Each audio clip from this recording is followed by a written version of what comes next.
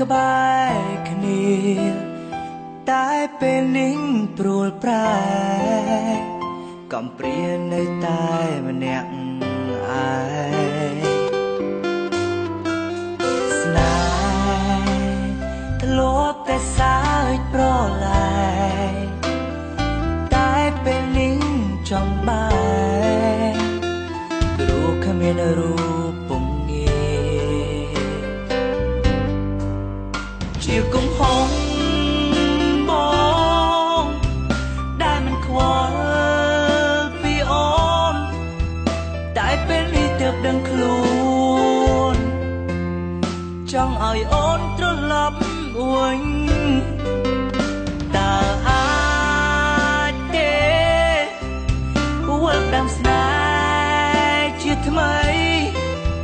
បងនឹងកែប្រែໄວធ្លាប់ធ្វើខំដាក់ថ្លៃសន្យានឹងរូបស្រីមិនធ្វើឲ្យទឹកភ្នែកទៀ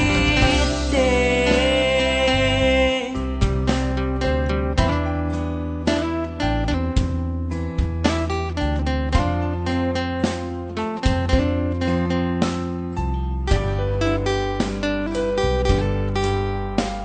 ក៏ដឹងអូនមិនអាចត្រឡប់ពេលនេះស្នេហ៍ត្រូវចប់បញ្ឈប់រាល់ក្តីស្រឡាញ់ពេលនេះទើបដឹងខ្លួនសោកស្ដាយពេលឃ្លារូបឆោមឆាយចិត្តកាយហាក់ដូចកំព្រាជាកំហុស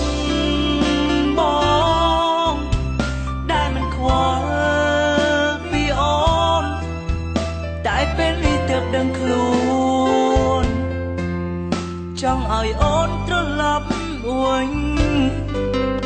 តើអាចទេវិលដាំស្នេហ៍ជាថ្មីបងនឹងកែប្រែไวធ្លាប់ធ្វើខំដាក់ថ្លៃសន្យានឹងរូបស្រីមិនធ្វើឲ្យទឹកភ្នែកទៀតទេ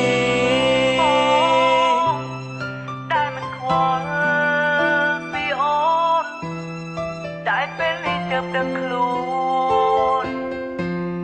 ចង់ឲ្យអូនត្រឡប់វិញតើអាចទេវិលដាំស្នេហ៍ជាថ្មីបងនឹងកែប្រែไวធ្លាប់ធ្វើខំដាក់ថ្លៃសន្យានឹងរូបស្រីមិនធ្វើឲ្យទឹកភ្នែកទៀតទេ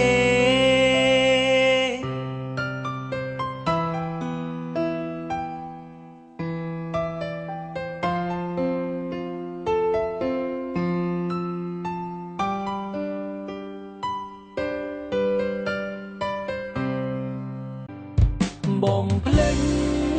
បងទៅយកគ្មានភ្លើ